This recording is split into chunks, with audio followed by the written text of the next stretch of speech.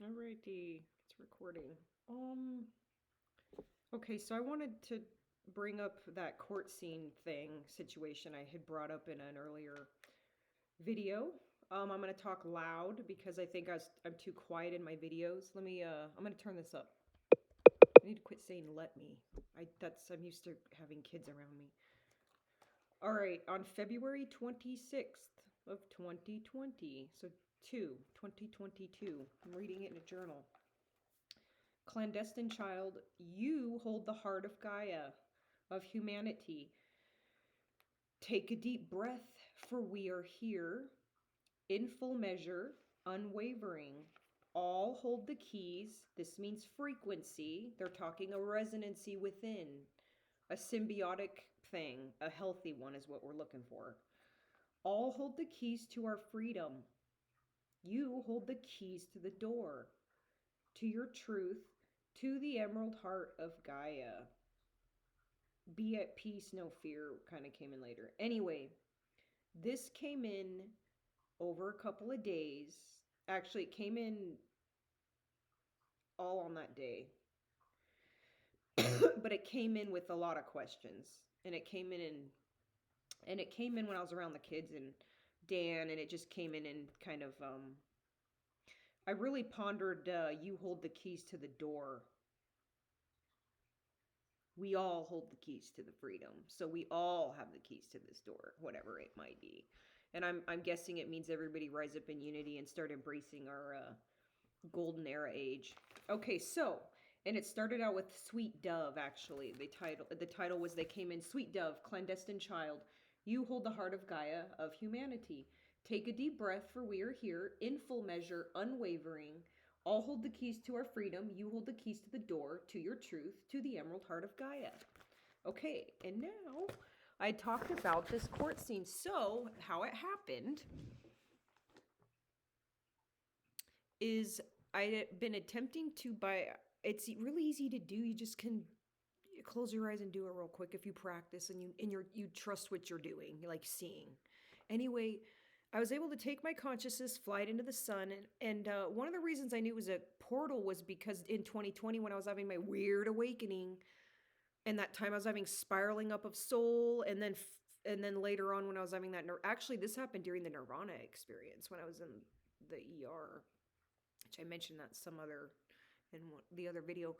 But my brother, his energy showed up as what looked like the Ebens, and I didn't know they existed till I watched Gaia.com, and I saw a picture of one, but they don't. The one I saw didn't quite look like the one that I saw in there. So this one was way more biologic looking, squattier, very cute, had the energy of a cute Ewok, not hostile.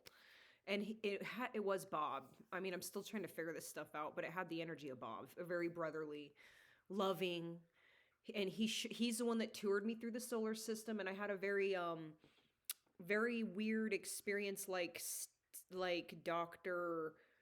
He's featured on Gaia.com. His name's Greer or Green, Dr. Green, Stephen Green, something like that. He was a doctor. He had an out-of-body experience when he was 17. I do want to get back to this though real quick. So a lot of people talk kind of like I do, so I'm not too much of, anyway. Okay, so I had went ahead on what day was this one? This was on the first time I tried was April 23rd. Popped out, and it was super quick, but I was like, okay, I'm gonna go in the sun, and I'm like, dude, because I wanted to test this theory of suns being portals. Oh, I went off tangent for a minute. Um, it was my brother who toured me through the solar system, showed me that there's frequency that holds it all together. Back then, I didn't know what that means. But each planetoid has its own frequency, its own song. Just like every creature like us, we give off a song, a color, a smell. And then we went up to that planet. I saw life on every planet too, where I saw like how it phased in and out of its peaks of creation or whatever was on it. And then, or things ascend too. You might look at a planetoid, but it's been ascended. Might look dead in your reality. Anyway, I was able to bilocate, flew into the sun, popped up above the Milky Way. And when I did, this being popped out. I have another image of her, And she wasn't rude. She said, "Pleased to meet you, sweet dove." And like I told you guys, I popped. This happened on the 23rd when she popped out. I was like, "Oh God, shh, gosh." Um, what did she say? What happened that day? She freaked me out a little bit, and she was huge. But I wasn't, I was, like I told you, like a sperm, like a tadpole, might be a better way to put it. And it was a really, yeah. Okay, so once that happened, okay. It's like acoustic levitation. That's kind of how we live within this fluid that we live within in this planetary ocean. Okay, now, I tried this again on the 26th, and I was in the shower, taking a shower, and what did I do? I was like, I'm just going to try this again because it was really quick. And I was like, maybe that lady won't pop out. So went into the sun, popped up. She wasn't there. I was like, yeah, she wasn't there. I went in, and then that's when I popped up above the womb. Okay, I'm trying to put a timeline here. What was this date? But that was in April. Okay, you guys are helping me figure this out. We're doing this together.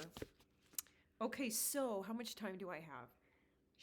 I did this thing on the 23rd where I met the lady. She called me, "Pleased to meet you, sweet dove." Then the next day was when I took a shower, and I was like, "Oh, let me try this again." Popped up, and she wasn't there, so I flew into the center of the Milky Way, and immediately let me think about this for a minute. Did it happen when I went in? Well, I went to the center of the Milky Way. This took place somewhere between that focal point I had. Well, because the cosmic womb came a little later. So let me get into this. Where was I dimensionally? I definitely was near the center of our Milky Way. And all the beings present within a certain dimensional level that have enough influence on lower dimensional ascending creatures, because that's what we are. Some are descending. Some of these ones can have an effect on us as we're working through here. And before I show you this, what I call the image, and I always feel rushed because I only have 10 minutes in these videos, 15. This quartz scene popped up, and I kind of drew it like this, I drew it more schematic. And it had to do with Earth winning, humanity winning. It's very biblical feeling again. And when I popped up, I was like, okay, I guess I'm in a courtroom. I was like, okay, well, I'm going to summon God. So I did. And what happened was when I did that being, she kind of had the ram was like, she shouldn't have summoned certain beings. And I summoned off of John Krasinski's. I never saw the movie because it creeped me out. But those one beings in it, and they are superior mind control, whatever they were in that movie. I don't know what they were, but they follow God, or they follow, basically what I did is I gave kind of a testimony, sort of. It was more of it's almost like they could just read into my frequency. I don't know, but I got up, and the God voice was behind me. It was like they talk about the shell or the veil, not a veil, but it's like the armor of God. Anyway, it's almost like you're a turtle and you got armor walking around with it, you know? Anyway, I just checked the time there. I was going to say, during this time, I chose the neutral path, and I just was like, guys, and I just like knew this stuff, but I know it was because of my higher God self, or God doing his mind control in my head, whatever, I don't know. But anyway, I was able to spout out this little thing that came to me in October 2022, 2021, when I was working with Cryon. I was out in the field, and just periodically I'd get, this is actually daily pretty much. It's a moment by moment connection if you want it to be. It's just how much do you want to be connected? That's what they call surrendering. There's different ways to surrender. Whatever, we're not going to get into that. I want to finish this thing. So the reason we humans and angels and beings of higher descent, both light and dark, We like to come together on a parameter that's like high to low density, dark, light and dark intentions. So you're looking at something like this and like this. And you're looking at something that it's really hard to explain it because it's not black and white. It's also not just 3D. We're looking at a reality that's really interesting. I look at it like a lava lamp sometimes. I think of that, but that's not even the best analogy. I'm going to show you this again. Oops, if you can see this. And then I'm going to read it. This interface generates an excitable energetic potential, and my grammar isn't always that great. This interface generates an excitable energetic potential, desirable when balanced, symbiosis, I mean. Humanity or existence manifests equilibrium through the condensing of light geometry. Vibration allows for this condensing. It gives way to a light geometry. A myriad of frequencies. It's basically this vibration allows for the condensing, gives way to a myriad of creations specific to a love frequency. We might call this, and what happens is in this space, law of attraction applies. For every yin, there is a yang. For every yin, there is a yang. The one, I'm feeling rushed. Okay. The one who never leaves, oh, I love that. I put that in there later after I heard Taya off of Hillsong's perform live 100 billion times song. Beautiful. The one who never leaves the one behind. Perfect for that whole twin flame theme. For every force, there is an opposite and equal force. What goes around comes around. Where there is light, there is a shadow. So with the law of attraction, that's a law. Spiritual proverb, for every yin, there is a yang. Physics, for every force, there is an opposite and equal force. The old saying, what goes around comes around. And then where there is light, there is a shadow. So I did repeat that. It's a dance. It's an orbital dance in a way.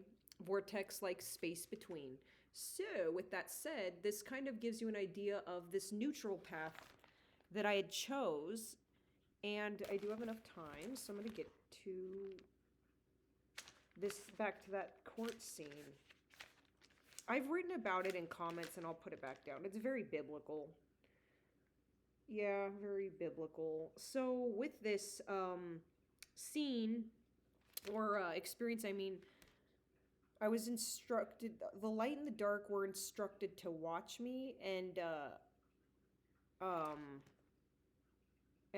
I basically, God worked through me to talk to him after they kind of, everybody examined my frequency, I guess you'd call it my life review.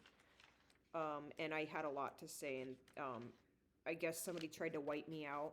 So apparently, I really don't like talking about this because I don't know if it's real.